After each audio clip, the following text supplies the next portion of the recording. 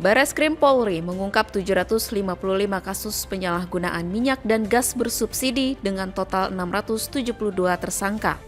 Dalam konferensi pers di Jakarta, Direktur Tindak Pidana Tertentu Bareskrim Polri, Brigjen Pol Irhamni, menyebutkan adanya sebanyak 1,18 juta liter solar, 127.019 liter Pertalite, 17.516 tabung gas 3 kg, serta ribuan tabung gas ukuran lainnya yang diamankan sebagai barang bukti sepanjang 2025.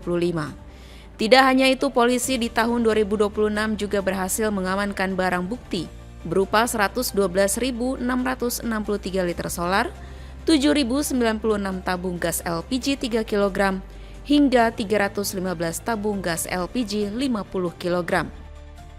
Kasus penyalahgunaan BBM dilakukan dengan pembelian solar bersubsidi secara berulang, kemudian ditampung di pangkalan dan dijual kembali ke konsumen industri dengan harga lebih tinggi. Sementara itu, penyalahgunaan LPG bersubsidi dilakukan dengan memindahkan isi LPG 3 kg ke tabung LPG 12 dan 50 kg. Pengungkapan yang kami lakukan tentunya dilakukan bersama-sama antara Bareskrim Polri dengan Polda jajaran, tidak hanya menyasar pada pelaku di lapangan, tetapi juga berupaya menelusuri jaringan distribusi ilegal tersebut yang secara massal ataupun mereka bermain rapi ataupun terorganisasi. Hal ini merupakan bentuk komitmen Polri dalam menjaga kedaulatan energi nasional serta memastikan bahwa subsidi yang diberikan oleh negara benar-benar dinikmati oleh masyarakat yang berhak. Para tersangka dijerat dengan pasal 55 Undang-Undang Nomor 22 Tahun 2001 tentang migas sebagaimana diubah dalam pasal 40 angka 9 Undang-Undang Nomor 6 Tahun 2023 dengan ancaman hukuman paling lama 6 tahun penjara dan denda paling banyak 60 miliar rupiah.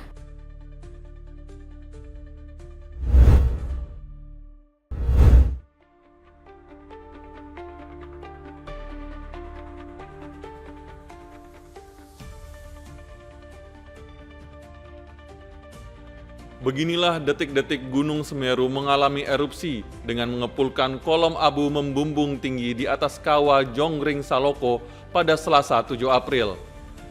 Terekam dari CCTV milik relawan di Desa Oro-Oro Ombo, Kecamatan Pronojiwo, Lumajang, Jawa Timur, Semeru juga mengeluarkan guguran awan panas yang meluncur ke sisi tenggara Besuk Koboan. Laporan Pos Pantau Pusat Vulkanologi dan Mitigasi Bencana Geologi atau PVMBG, guguran awan panas meluncur sejauh 4,5 km dengan tinggi kolom abu mencapai 2.000 meter. Erupsi ini terjadi selama 7 menit 23 detik dan terekam di seismograf dengan amplitudo maksimum 27 mm.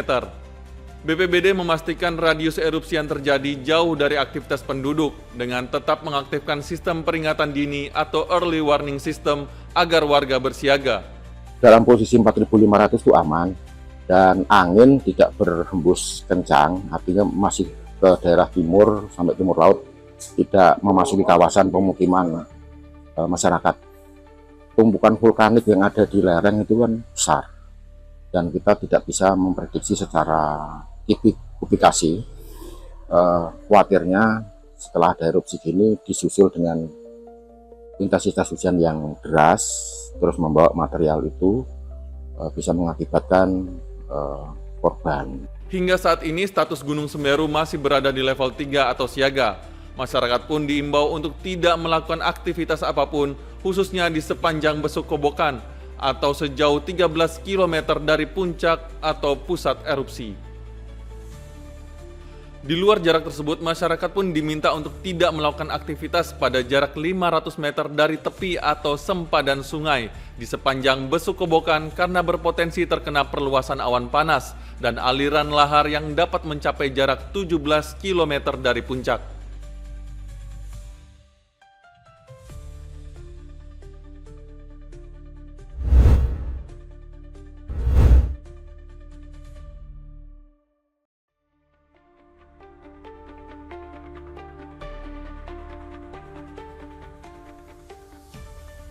Kejaksaan Tinggi Sumatera Selatan menahan 7 pejabat dari salah satu bank milik negara. Para tersangka masing-masing berinisial KW, SL, WH, IJ, LS, KA, dan TP yang menjabat sebagai kepala dan wakil kepala pada unit kerja terkait.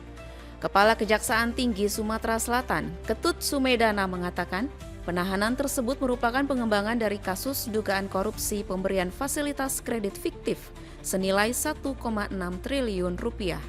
Kasus ini melibatkan 2 perusahaan perkebunan kelapa sawit, yaitu PT Buana Sriwijaya Sejahtera dan PT Sri Andal Lestari. Untuk kelima tersangka, yaitu KW, SL, WH, IJ, dan LS, telah dilakukan pemeriksaan secara intensif oleh teman-teman penyidik sekaligus juga pemeriksaan medisnya kepada yang bersangkutan, ya, sehingga memenuhi persyaratan untuk dilakukan penahanan depan dalam waktu 20 hari. Ketut menambahkan tersangka KA dan TP tidak ditahan karena mengajukan permohonan dengan alasan kondisi kesehatan jantung dan autoimun. Pihak kejaksaan pun telah menyita aset milik para tersangka senilai 610 miliar rupiah.